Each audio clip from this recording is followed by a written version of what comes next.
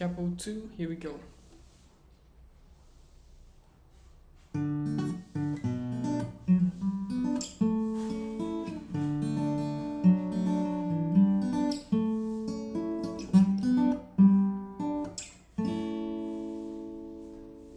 Pigi kundo laki gigi pa utway na markani kalong kabadai.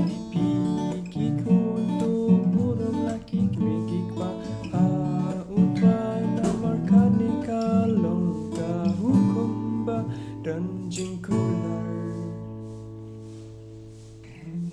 Dos ngap hijau hikai